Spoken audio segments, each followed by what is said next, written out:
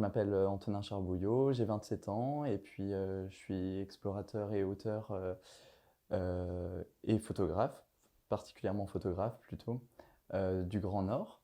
Et je travaille particulièrement en Alaska sur la thématique du sauvage. Que venez-vous présenter aux écrans de l'aventure? Eh bien, je viens présenter une exposition qui s'appelle Et le loup continue de courir dans les forêts d'Alaska, qui est en fait une exposition qui est basée sur mon premier livre, qui est intitulé du même nom. Et en fait, ce livre et cette exposition, en fait, toutes ces photographies, elles ont été prises dans le Grand Nord, particulièrement en Alaska et dans le Yukon. Pourquoi avoir choisi d'explorer le Grand Nord? Avant, je rêvais de partir en fait en forêt tropicale. J'ai eu l'opportunité de partir en fait à Madagascar, faire une étude dans une forêt primaire sur les grenouilles. C'était très intéressant parce que c'était mon premier voyage, j'avais jamais eu l'opportunité de partir. Mais je crois que ça a aussi, suite à ça, quand j'ai arrêté mes études et que je me suis concentré sur la photographie, je me suis dit que j'avais envie d'aller voir autre chose. Et j'ai commencé à rêver du loup et du Nord, et donc j'ai rejoint l'Alaska. Comment la littérature influence vos photos? Il y a les récits de Jack London, mais que je m'étais vraiment refusé de lire avant d'avoir terminé mon premier livre, parce que j'avais peur d'être trop influencé par ces récits. Donc j'ai pu le lire une fois, mon livre publié. Et il a une manière d'écrire aussi avec beaucoup de passages très sombres. Une petite noirceur un peu dans l'écriture que je retrouve des fois dans mes photographies, parce que mes photographies, elles sont assez sombres, mais avec des... C'est très basé sur la lumière, c'est assez, voilà, assez fin là-dessus. Et donc je retrouvais des choses de Jack London un petit peu, en tout cas qui me faisaient penser à ça.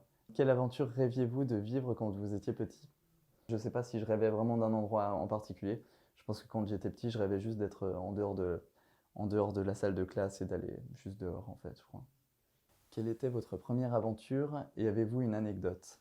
Donc c'était en 2015 et je rejoignais un pêcheur où j'allais travailler avec lui pendant 3 mois. Et en échange, j'étais nourri, logé et je pouvais me concentrer sur ma quête du loup sur cet archipel. Je me lève à l'aube et, et à ce moment-là, j'entends un craquement en direction de la forêt et un énorme loup sort des bois. C'était incroyable d'avoir rêvé du loup et qu'il arrive comme ça. Et on est à 15 mètres l'un de l'autre et d'un coup, il me voit. Et en fait, pendant 2 minutes, on va être comme ça, les yeux dans les yeux.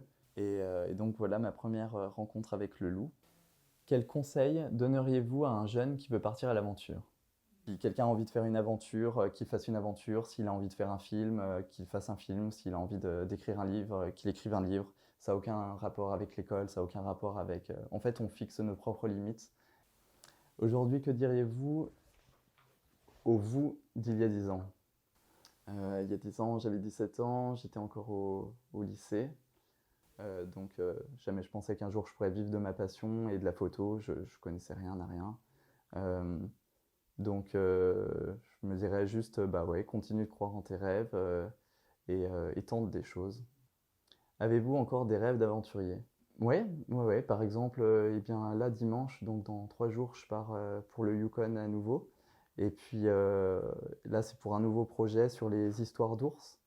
Et ça va être intense. Je pense que ça va sûrement durer 1 an ou plusieurs années avant de sortir peut-être un livre, peut-être un film, peut-être rien. Après tout, c'est pas très grave. Pour finir, une petite surprise vous attend.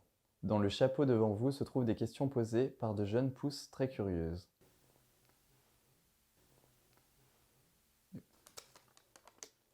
Dans le pays où vous êtes allé, qui est-ce qui change avec notre vie en France? Oui, il y a énormément de choses qui changent. Ce qui change peut-être par rapport en France, c'est pour moi la grande différence, c'est les grandes étendues sauvages peut-être. En France, c'est vrai on laisse assez peu la place aux sauvages. J'ai à cœur aussi de pouvoir un petit peu œuvrer pour le sauvage en France après avoir eu ces expériences comme ça à l'étranger. Un dernier mot pour nous? Eh bien, ben, croyez en vos rêves, c'est hyper important. On n'a qu'une vie, faut y aller à fond, il faut tester des choses, faut se donner à fond, quoi. C'est trop important. Voilà. Et ayez confiance.